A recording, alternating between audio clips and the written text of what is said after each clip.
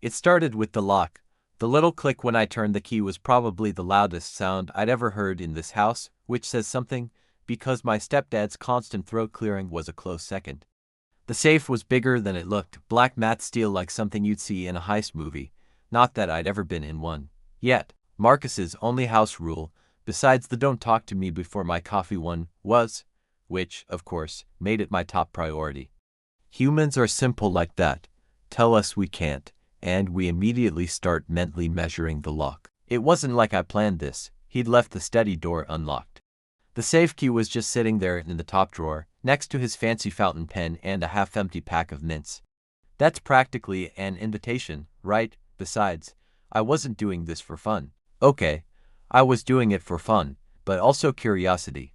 And maybe a little revenge for that time he accidentally deleted my saved game file. Inside the safe, I expected, I don't know, a stack of cash, guns, a tiny dragon. Instead, there was just one thing.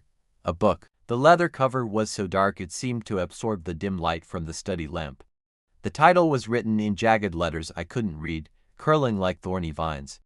No gold bars, no passports, no bags of cocaine, I muttered. Just the world's gothiest diary. I picked it up. The thing was cold. Not room temperature cold. Grave cold. My fingers tingled like I'd been holding dry ice. The pages were yellowed, fragile looking. Inside, there were symbols, diagrams, and lines of text that looked like someone had spilled alphabet soup and then tried to draw magic circles around it. The ink wasn't black. It was a deep, dark red. And here's where I did the dumb thing. I flipped a page too fast.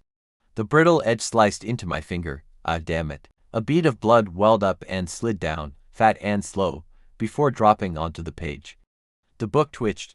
No, seriously. It shivered in my hands like it was breathing.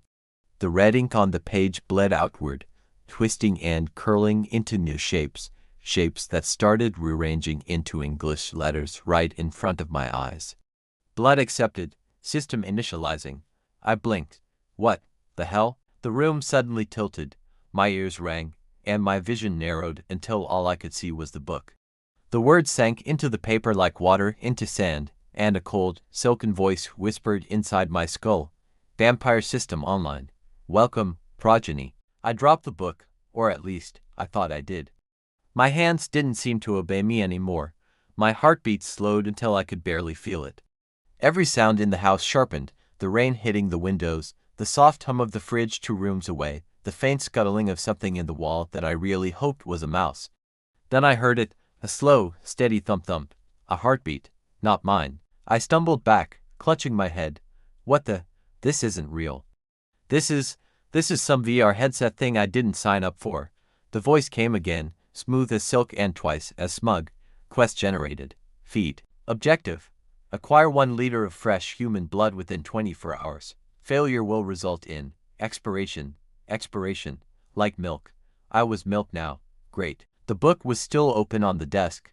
The pages moved like they were alive, letters crawling across them in neat little lines. Do not resist. Yeah, sure, because the guy who bleeds on cursed books is known for resisting bad ideas. That's when I heard it. The front door opening. Marcus was back, and with the clarity of a brand new nightmare, I could hear every little detail. His boots on the hardwood, the faint click as he set his keys down, the creak of his leather jacket. And most of all, the slow, warm rhythm of his heart. Thump-thump, thump-thump. It wasn't just a sound. It was music. No, it was dinner. The voice in my head purred. Target detected. Blood points 0. Recommend immediate feeding. Oh no, nope, not happening. Not drinking stepdad juice. That's where I draw the line. But here's the thing about lines. When you're starving, they blur fast. My mouth was dry. My teeth ached. And when I swallowed, it was like my throat expected something thick and warm instead of air. Marcus called from the hallway. Ethan, you in the study. I shoved the book back into the safe. The key was still in the lock. I didn't care. My hands were shaking, and not from guilt. Yeah, I croaked. Just doing homework. It was a miracle my voice didn't crack like a teenager in a bad sitcom. He stepped closer, and I swear, for a second, I could see his pulse. Not metaphorically, I saw it, a faint red glow at his neck, like a beacon. The voice whispered again, warning, 23 hours, 54 minutes until expiration. Cool, I muttered under my breath. Nothing like a countdown to your own death to spice up a Saturday. To be continued.